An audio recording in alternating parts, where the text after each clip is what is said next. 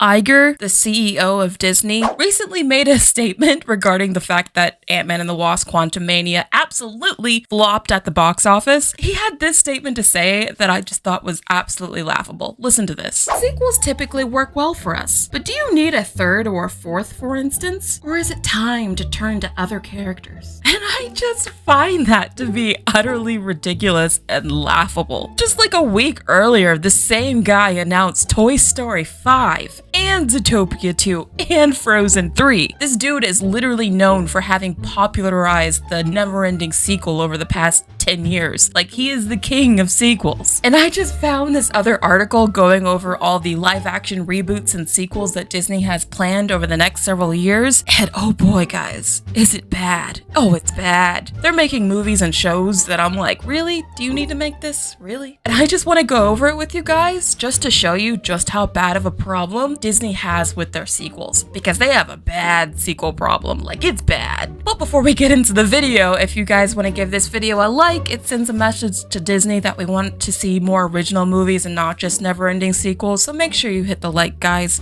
Also, subscribe to the channel for more reaction videos, commentary videos like this. I post multiple videos a week, so make sure you don't miss that. Now, let's get on to the video. Up next.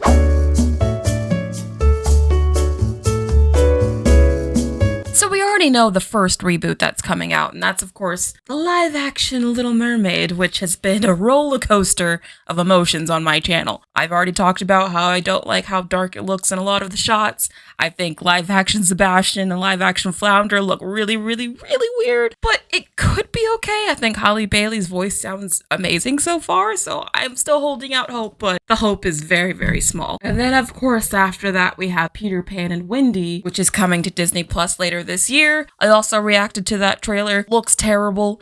It looks like dark, gloomy, like depression era movie. I don't understand why they made Neverland look so depressing, but they did. I don't know. I don't think it looks good at all, but hey, it's coming. Then we have Snow White and the Seven Dwarfs coming March 22nd, 2024. Now we've already gotten some set pictures from this. We've seen, I think Rachel Zegler's her name as Snow White. I don't know if we really need a live action Snow White. I feel like there's already been so many live action adaptations of Snow White that this doesn't seem necessary anymore. Like, we already had like the Snow White and the Huntsman, the movies with Kristen Stewart. There was also this other movie, I think it was called Mirror Mirror, like a few years ago. Like, we've already seen a live action Snow White a lot. Like, I don't think we need this, to be honest. And then we have Mufasa, the Lion King. Yes, you heard this correct. They're making a spin-off of the live action Lion King movie, which was already a reboot of the animated version. This is how crazy we're getting. We're making spin-offs of reboots of original movies. This is how far removed from anything original we are at this point. But yes, Mufasa getting his own live-action spin-off movie. I'm not kidding. Now, it's going to be directed by Barry Jenkins, who made Moonlight, which I think is a fantastic movie. If you haven't seen that, go see that. So that gives me a little bit of hope that this movie could be good. But I didn't like the live-action Lion King at all, which I've made no secret on my channel. I didn't like how the animals couldn't emote because they made them so realistic and lifelike. I just thought it lacked all the charm and character from the original movie. So if they continue with that same aesthetic and dedication to realism, I don't think I'm gonna like this movie, but it's just the fact that we're making a spin-off of a reboot that's really getting to me. Like, come on. And then the next one. Oh boy, guys, this one could be horrifying. We're getting a live action Lilo and Stitch. If Sebastian already looks horrifying in live action form, what the heck is Stitch gonna look like? Like, I don't want to know. Stitch could look like something out of a nightmare at this point. Some things are really meant to stay animated. And I feel like Lilo and Stitch is one of those properties, because I can't imagine what those aliens are going to look like in real life. They're going to look horrifying. That's what they're going to look like. Now, the same producers who worked on Aladdin are going to be working on this, and Aladdin is like the only live action Disney remake that I've liked so far. So that sort of gives me hope, but I just want to know what this is going to look like in live action, because Stitch could be very horrifying looking. And then we're getting a live action Hunchback of Notre Dame. Oh boy. This could be good. This one is one of those movies where I actually feel like could lend itself really well to live action, so I kind of have hope for this. They're getting the guys who wrote the music for Pocahontas. So Alan Menken and Stephen Schwartz coming back. That's incredible. So the music in this should be amazing because Alan Menken and Stephen Schwartz did like all the Disney Renaissance music. So that also gives me a lot of hope. That's good. Maybe it could be good. Like this one so far is the first one I feel like actually could be benefited from a live action version just because of the nature of the story. So I'm actually kind of looking forward to this. And then we have a sequel to the live action reboot of the original Aladdin.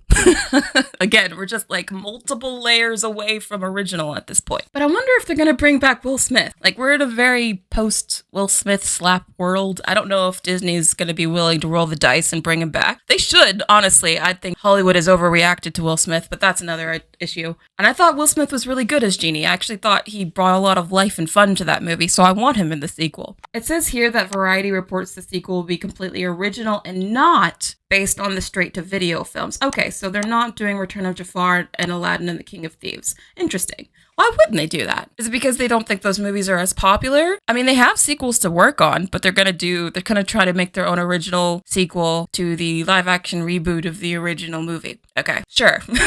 I mean, at least they're trying to do something original, not just copying the sequel, but it's an interesting choice. And then this is the one. This is the one that I saw that I was like, oh my god, Disney has lost it. Because they're doing an Aladdin spin-off series for Disney Plus of Prince Anders. Do you remember Prince Anders? Probably not. He was the guy that was the first suitor for Jasmine that the king wanted Jasmine to date. Princess Jasmine. So why did no one tell me of your beauty? No one mentioned yours either. Oh, thank you. Yeah, this guy. This guy is getting his own Disney Plus series. I mean, he had maybe less than 5 minutes of screen time in that entire movie. Now he's getting his own spin-off series. Are you kidding me? I mean, this just shows you how out of ideas Disney is. If they're doing a spin-off of a character that had less than 5 minutes of screen time and a remake of a reboot of an original movie that came out like 20 plus years ago. It's really bad. It's gotten bad, guys. It's getting bad. And then they're doing Robin Hood for Disney Plus. And again, if this is live action, that could be horrifying. It'd just be like a furry nightmare. Oh my god. Could you imagine live action Robin Hood and like Maid Marian and like all the characters in live action? That'd be horrifying. Oh my god, literally like a furry's nightmare / dream. This is crazy. I don't know. This is another one of those movies where I'm like, this is probably better as a cartoon. It's gonna be weird. And then we have live action Hercules here. Another movie I actually think could benefit from a live action. I'm actually kind of excited for this one. Usually if it's a movie that is based around human characters and like it has a very expansive story, I feel it could actually work in live action. It's when Disney tries to make live action movies out of stuff where like the characters are mostly animals or inanimate objects and you're just like, that stuff doesn't look right in live action. But Hercules is just mainly human characters, so I actually think it will work. And they have the directors of Avengers Endgame, Anthony and Joe Russo, will be producing it, but not directing. Interesting. Now, I do remember a little while ago, Joe and Anthony Russo were talking about how they want to TikTokify Hercules, whatever the hell that means. So I don't know if this movie's gonna be good since they want to make this movie for the TikTok generation. I don't know how you make Hercules for the TikTok generation. Just make Hercules as is and TikTok will do what it does. But yeah, that's the only thing here that really alarms me because I don't know what they mean by that. A lot of people have been saying they really want Ariana Grande to play Meg, and I think she'd be perfect. She sang it for the like sing at home like COVID Disney special, and she sounded just like Meg. Like she'd be a perfect Meg. There's a price for judgment. I guess I've already won that. If Ariana Grande gets cast as Meg in this movie, my excitement will be immediately raised. Then they're remaking their 1963 Sword in the Stone movie. Now, I've seen like pretty much almost every Disney animated movie, but this is one of my blind spots. I have never seen this movie, so I don't know if it'll be good in live action or not, though I do think it's mostly with humans, so it shouldn't be horrifying. And they're getting the writers from Game of Thrones. Oh, so Disney wants this to be their Game of Thrones? I could see that. Like if they want to do like a Disney Plus series for The Sword and the Stones, and they're already getting the writers from Game of Thrones, and they try to make it like kind of sophisticated and cool, that could be interesting. I haven't seen the original movie, but I can sort of see the vision already. That would be interesting. Bambi! Oh no, not Bambi! Oh no, why are they doing live action Bambi? Oh, it's just gonna be like The Lion King all over again, where they're just gonna have like a live action looking deer trying to emote their way through the movie, but they can't emote because they're just a deer. And it's gonna be like a bunch of different animals. It's gonna be The Lion King all over again. Also, the movie is like horrendously sad. I don't know why they're making this sad movie again. Like it was enough the first time. Yeah, it says right here that they'll be utilizing the technology that helped bring The Lion King to life. Oh god, this is not good. That is the last thing I wanted to hear. That's not good at all. Oh, and the guy that did Captain Marvel is writing the screenplay. Ooh. I mean, I didn't hate Captain Marvel, but it wasn't the best movie. That also doesn't give me a lot of confidence. And then there's a Jungle Book sequel, so we're getting another sequel of a remake from the original. Again, just several like layers back from originality here. I mean, I thought the first Jungle Book live action movie was okay. I'm not surprised they're making another one. It did make $1 billion. Jon Favreau is coming back as the director.